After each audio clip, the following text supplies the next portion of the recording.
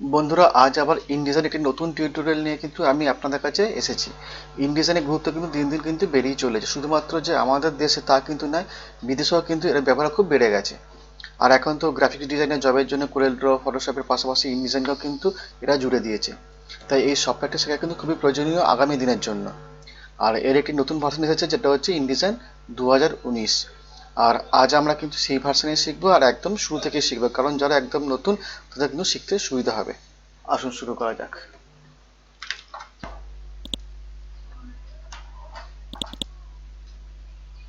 তো বন্ধুরা, আমরা দেখতে পাচ্ছি কি না, এখানে একটা ডিজাইন করা আছে, তার মধ্যে কিছু লেখাও আছে। তো ফার্স্ট আমরা চলে যাব হচ্ছে এখানে, আমরা ক্লিক করব আর ক্লিক করব হচ্ছে প্রপার্টিসে। তো এখানে কিন্তু আমরা অনেকটা ডিটেলস জিনিস পাবো, যেমন এই যে পেজটা নেওয়া হচ্ছে সেই পেজটার সাইজ কি। তো এখানে আমরা দেখে নেবো এটা A4 সাইজ করা আছে। তো এখান থেকে কিন্তু আমরা চেঞ্জও করতে পারি।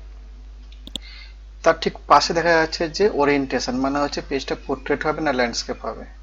তো এটা সিলেক্ট করা আছে, তো এটা এখন ল্যান্ডস্কেপ করা আছে। যদি মনে করি যে আমরা পোর্ট্রেট করবো, তো এখানে আমরা ক্লিক করতে পারি। ঠিক তার তলা দেখাচ্ছে পেজের সাইজ। তো একটা এ ফোর পেজ সাইজ যেটা হয় সেটা হচ্ছে 297 বাই 210 মিলিমিটার, সেটা এখানে কিন্তু শো করছে। যদি কোনো সময় এটা আমরা চেঞ্জ করি, যেমন যদি আমরা লেটারের সাইজ করি, তাহলে কি হবে, অলরেডি কিন্তু এখানে পেজের যে সাইজ সেটা চেঞ্জ হয়ে গেল। তো এখানে আমি আবার A4 করে দিচ্ছি। ঠিক তার তলায় মার্জিন শো করছে। তো আমরা যদি যেমন যেমন আমাদের দরকার তেমন তেমন আমরা মার্জিন করে নিতে পারি, ঠিক আছে। তো এখানে 12.7 সব জায়গায় সমানভাবে মার্জিন দেওয়া আছে। মাঝখানে এই যে জিনিসটা আছে, এখানে যদি আমি ক্লিক করে দিই, তাহলে কিন্তু আপনি এখানে সাপোজ 15, এখানে 12, আলাদা আলাদা করে মার্জিন সেট করতে পারবে। আর যেটা অন থাকলে সবকটা কিন্তু সমানভাবে মার্জিন তৈরি হবে। যেমন সাপোজ যদি আমি এখানে 15 দিই, তো সবকটাতে 15 হয়ে যাবে, যেহেতু এটা অন করা আছে।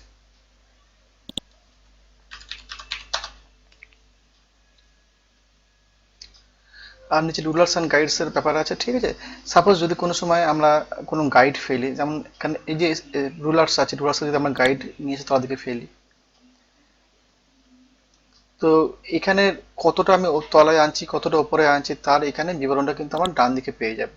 দেখুন এখানে ট্রান্সফর্মের এখানে দেখুন যে 68.3 ভাবে একটা মাপ দেখাচ্ছে। সবার ফার্স্টে আমরা কি করব না, ঠিক এই কোনায় একটা জিরো লক থাকে, এটা কিন্তু আমি আগেও আপনাদের দেখিয়েছি জিরো লকের ব্যাপারটা। তো এই জিরো লকটা নিয়ে আসবো, নিয়ে এসে আমরা ঠিক ওপরটা সেট করব। তো এখানটা আমাদের জিরো হয়ে গেল, আমাদের এখানে দেখুন জিরো হয়ে আছে, আর এখানটা জিরো হয়েছে স্কেলে। এবার যখন আমরা কোনো গাইড নিয়ে আসবো, তখন আমরা বুঝতে পারবো যে কত মিলিমিটার নিচে এটা শুরু হচ্ছে। যেমন এখানে 6 মিলিমিটার শো করছে, Y 6 মিলিমিটার। এটা কিন্তু খুব ভালো একটা অপশন, যেটা আমরা ডাইরেক্ট দেখতে পাচ্ছি কত মিলিমিটার আমরা নিচে বা উপরে করছি।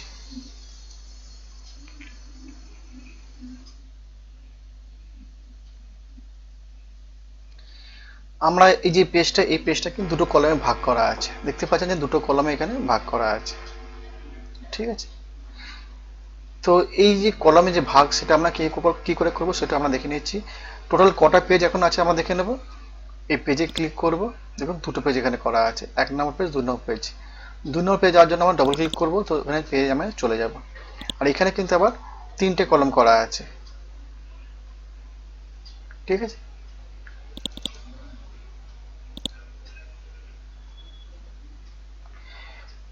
প্রপার্টিস থেকে আমরা এখানে চেক করতে পারি কটা পেজ টোটাল আছে। যেমন পেজে ক্লিক করলাম, তো এখানে 1 শো করছে, যেহেতু 1 পেজে আছে, ঠিক আছে।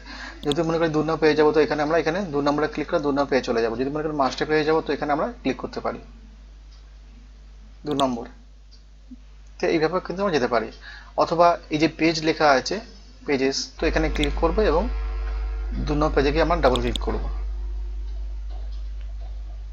সাপোজ আমি আরেকটা পেজ ইনসার্ট করবো, তার জন্য কি করবো না, লেআউট, পেজ, অ্যাড পেজ।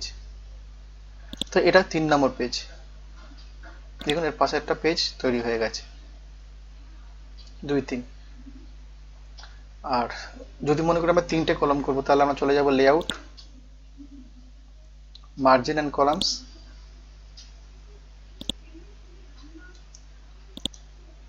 যদি মনে করি কলম, এখানে 3টে করব, 3 দিয়ে দেবো।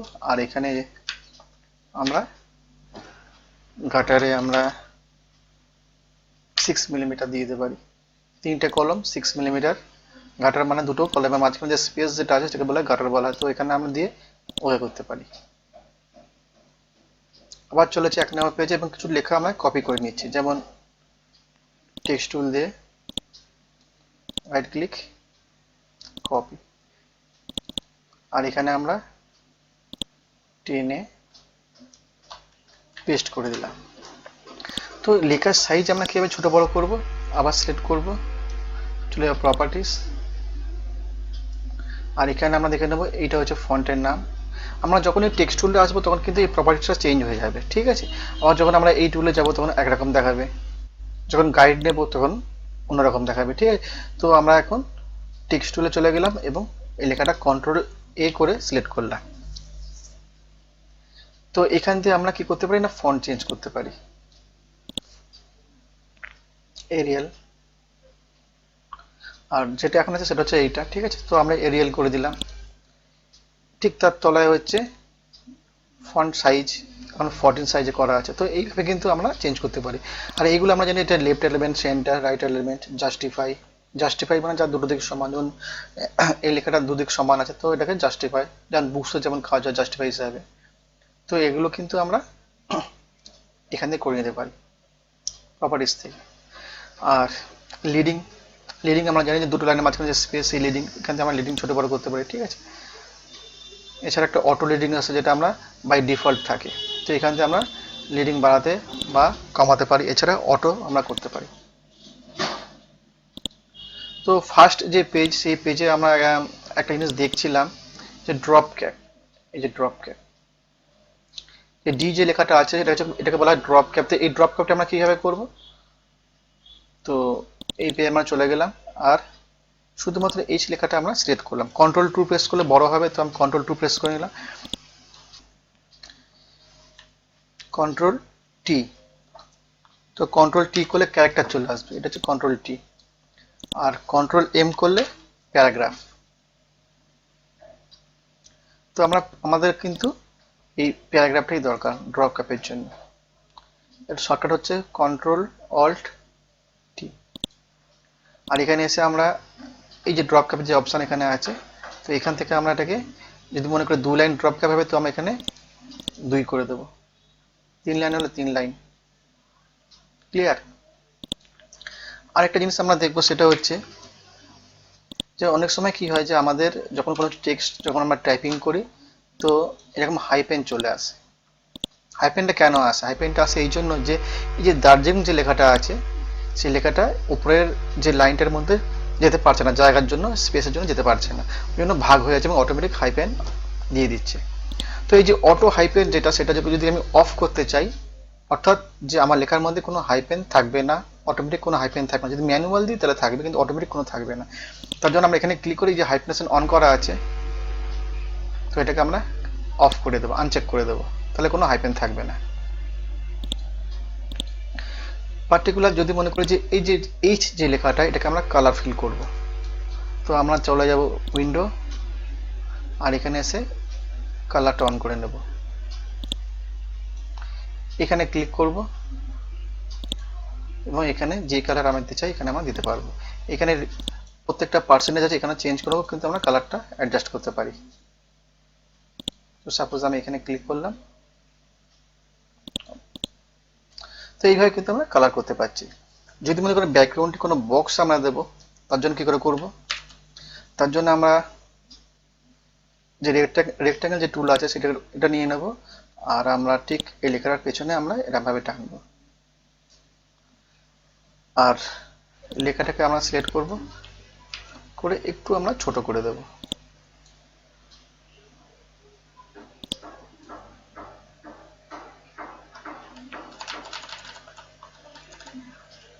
ঠিক আছে, আর এই যে বক্সটাকে একটু বাড়িয়ে দেবো আর লেখাটার ভাবে ছোট করে দেবো।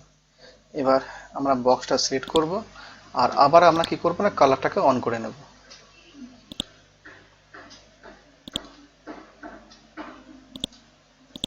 আর এটাকে আমরা সেন্ড টু ব্যাক করে পেছনে পাঠিয়ে দেবো।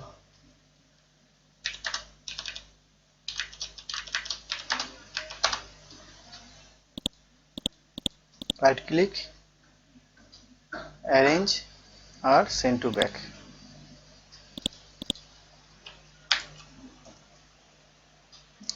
তো এইভাবে কিন্তু আমরা একটা ডিজাইন এখানে তৈরি করতে পারি। এখন এই মুহূর্তে কিন্তু ইনডিজাইন একটা খুব পপুলার সফটওয়্যার, আপনারা জানেন, আমি আগেও বলেছি। তো এটা কিন্তু শিখে রাখা খুব জরুরি। আমরা লেআউটে যেমনভাবে আমরা পেজ ইনসার্ট অ্যাড পেজ করতে পারছি, ঠিক তেমনি আমরা ডিলিট পেজও কিন্তু এখান দিয়ে আমরা করতে পারি। যেমন সাপোজ যে পেজটা আমরা কাজ করছি সেই পেজটাকে আমি ডিলিট করতে চাই, তাহলে আমরা কি করব, লেআউট আর এখানে এসে আমরা করে দেবো ডিলিট পেজ, আর 3 নম্বর করে আমরা কি করে দেবো, ওকে। ওকে, তো এখন আমরা দুটো পেজ কিন্তু রয়ে গেল। তো আজকে বন্ধুরা আমরা আর বেশি কিছু দেখাবো না। এই এই যে টিউটোরিয়াল, এটা কিন্তু চলতেই থাকবে। আগেও কিন্তু দুটো টিউটোরিয়াল কিন্তু আপনাদের আমি দেখিয়েছি, আর এরপরও কিন্তু আরও টিউটোরিয়াল আসবে। যদি ভালো লাগে তাহলে কিন্তু অবশ্যই আপনি লাইক দেবেন, আর যারা আমার চ্যানেলে নতুন তারা কিন্তু সাবস্ক্রাইব করবেন। আর আজকে এই পর্যন্ত, আবার দেখা হবে পরের ভিডিওতে। Thank you.